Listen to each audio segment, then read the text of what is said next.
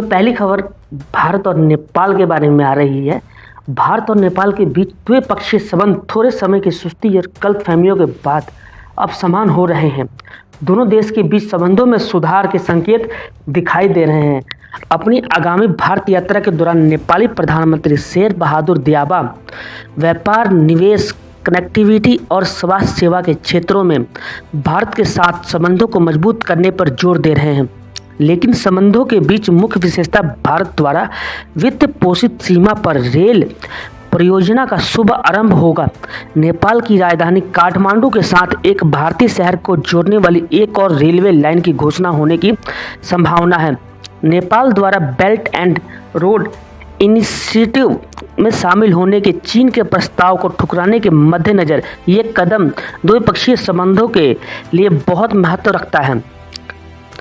नई दिल्ली नेपाल में चीन द्वारा की जा रही घुसपैठ से सावधान है, जो भारतीय उपमहाद्वीप में उसकी सुरक्षा और नेतृत्व की स्थिति के लिए चुनौती है। चीन के विदेश मंत्री वांग यी की हाल की नेपाल यात्रा के दौरान दोनों देशों ने 9 समझौतों पर हस्ताक्षर किए हैं, यानी कि एग्रीमेंट में बॉन्ड पर उन्होंने सिग्नेचर किया है और उनका आदान प्रदान किया है, लेकिन उनमें से कोई भी BRI से संबंधित नहीं है। चीन के लिए यह एक बड़ी निराशा है, क्योंकि वांग यी की यात्रा के लिए BRI सर्वोच्च प्राथमिकता थी। नेपाल ने विशेष रूप से चीनी फर्मों के लिए आरक्षित अनुबंधों और BRI ऋणों के लिए उच्च ब्याज दरें जैसी कठोर शर्तों पर चिंता व्यक्त की है। श्रीलंका नेपाल के लिए एक उत्कृष्ट उदाहरण है कि कैसे ऋण चुकाने में विफलता और BRI शर्तों का पालन करने से वित्त संगठन और यहां तक कि संभव प्रथा का नुकसान हो सकता है। दूसरी ओर भारत से ऋण बिना किसी दिक्कतों के आए हैं। भारत की ओर से नई रेलवे लाइन की पूरी लागत भी वहन करने की उम्मीद है। भारत और नेपाल के बीच घनिष्ठ संबंध है, जो सदियों पुराने ऐतिहासिक और सांस्कृतिक संबंधों की विशेषता है। भारत नेपाल को आवश्यक वस्तुओं का सबसे बड़ा आपूर्तिकर्ता रहा है और काफ़ी संख्या में नेपाली नागरिक भारत में आजीविका कमाने के लिए रहते हैं। भूकंप जैसी प्राकृतिक आपदाओं के दौरान भी भारत सबसे पहले प्रतिक्रिया करने वाला देश रहा है और वह नेपाल को हर संभव सहायता सुनिश्चित करता रहता है।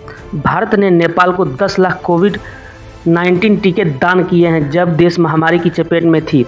हिमालयी देश में कोविड-19 की चपेट में आने के बाद भारत ने नेपाल को आवश्यक चिकित्सा उपकरण और दवाएं, साथ ही एम्बुलेंस और वेंटिलेटर दान किए हैं। जब 2021 के मध्य में कोविड-19 की दूसरी लहर नेपाल में आई तो केवल भारत ही उसके बचाव में आया। भारी घरेलू मांग के बावजूद नेपाल को लिक्विड ऑक्सीजन भेजने वाला भारत ही एकमात्र देश था।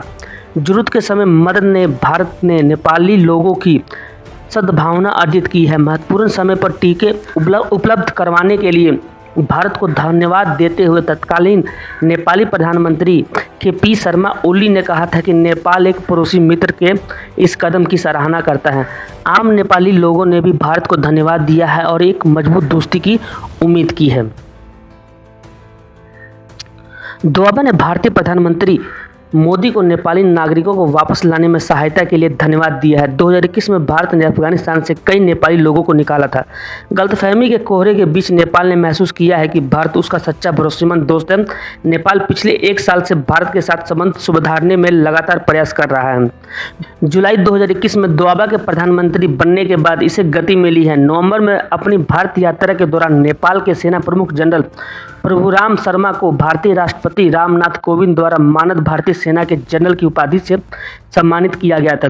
अब देउबा की यात्रा में वाराणसी की यात्रा शामिल होगी, एक पवित्र हिंदू और बौद्ध तीर्थ शहर और भारतीय प्रधानमंत्री द्वारा प्रतिनिधित्व किया जाने वाला संसदीय क्षेत्र। दूसरी जो खबर आ रही है वो अफगानिस्तान से है। अफगानिस्तान की राजधानी काबुल के करीब पहुंच चुके तालिबान ने अब भारत को गंभीर परिणाम भुगतने की चेतावनी दी है। तालिबान ने अफगानिस्तान में अन्य किसी भी देश की सैन्य शक्तियों के इस्तेमाल पर परिणाम भुगतने की चेतावनी दी है। तालिबान ने खास तौर पर चेताया है कि भारत अफगानिस्तान में किसी भी तरह का सैन्य दखल ना दे, नहीं तो ये उसके लिए अच्छा नहीं होगा। मीडिया रिपोर्ट के मुताबिक तालिबान के प्रवक्ता मोहम्मद सुहेल शाहीन ने कहा है कि अगर वो सैन्य रूप से अफ़गानिस्तान आते हैं और उनकी उपस्थिति होती है तो मुझे लगता है कि ये उनके लिए अच्छा नहीं होगा। भारत को अफ़गानिस्तान में सैन्य दखल करने के वाले देशों की क्या हालात हुई है उनके बारे में पता ही है। ये भारत के लिए एक खुली किताब की तरह है। उसने इस बात से भी इनकार किया कि तालिबान के पाकिस्तान में स्थित भी आतंकी समूहों के साथ उसके संबंध हैं। प्रवक्ता ने कहा कि ये ज़मीनी हकीकत पर आधारित है कि और राजनीति से प्रेरित है। तालिबान ने दूतावासियों और कर्मचारियों को आश्वासन दिया है कि उनकी तरफ से उन्हें कोई खतरा नहीं है। तालिबान के प्रवक्ता ने कहा कि वह किसी को भी पड़ोसी देशों सहित किसी भी देश के खिलाफ अफगान धरती का इस्तेमाल करने की अनुमति देने की सामान्य नीति का पालन करते हैं। दोहा तालिबान से भारतीय अधिकारियों के मिलने की खबरों पर प्रवक्ता ने कहा कि वो इस बात की पुष्टि नहीं कर सकते। शाहीन ने कहा कि तालिबान अफगान लोगों की मदद करने के लिए भारत की सराहना करता है, साथ ही पुनर्निर्माण गतिविधियों की प्रशंसा करता है। उन्होंने कहा कि हम अफगानिस्तान के लोगों के लिए बाध्य राष्ट्रीय और बुनियादी ढांचा परियोजनाओं और अफगानिस्तान के विकास, पुनर्निर्माण और लोगों की आर्थिक समृद्धि के लिए जो कुछ भी किया गया है उसकी सराहना करते हैं। तीसरी खबर रूस की तरफ से आ रही है। यूक्रेन से जंग की वजह से रूस पर चौतरफा प्रतिबंध लग रहे हैं। ऐसे प्रतिबंधों की मार झेल रहे रूस ने भारत को एक बड़ा प्रस्ताव दिया है। रूस से आयात सामानों के भुगतान के लिए भारत को ऑफर दिया है। भारत सरकार इस प्रस्ताव पर विचार कर रही है। दरअसल डॉलर में भुगतान बंद होने की वजह से रूस के केंद्रीय बैंक ने पेमेंट के लिए नया सिस्टम विकसित किया है। गौरतलब है कि भारत रूस से मुख्य तौर पर कच्चा तेल और हथियारों का आयात करता है।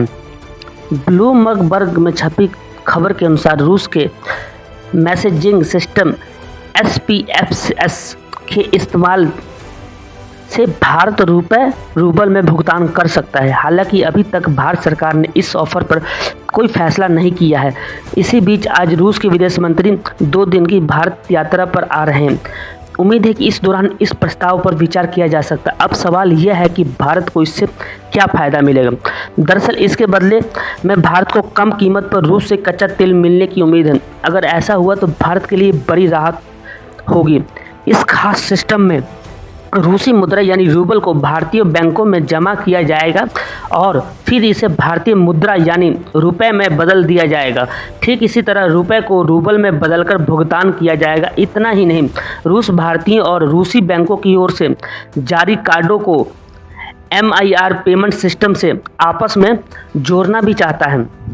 भारत को बस ऑफर ही नहीं दिया है बल्कि इस प्रस्ताव पर विस्तृत चर्चा के लिए रूस के केंद्रीय बैंक के अधिकारी भारत भी आ सकते हैं।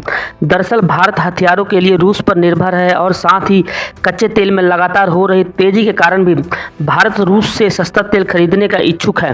हालांकि इस जंग के बाद रूस पर वैश्विक दबाव जरूर है, लेकिन रूस पर अंतर्राष्ट्रीय प्रतिबंधों के बावजूद सस्ते तेल की उम्मीद में भारत द्विपक्षीय व्यापार जारी रखना चाहता है। बहरहाल यह तय है कि अगर भारत रूस का ये ऑफर स्वीकार कर लेता है तो इससे न सिर्फ भारत को विदेशी मुद्रा बचेगी बल्कि भारतीय मुद्रा और मजबूत होगी। वीडियो देखने के लिए सभी का धन्यवाद। वीडियो को लाइक करें, चैनल को सब्सक्राइब करें। जय हिंद, जय भारत।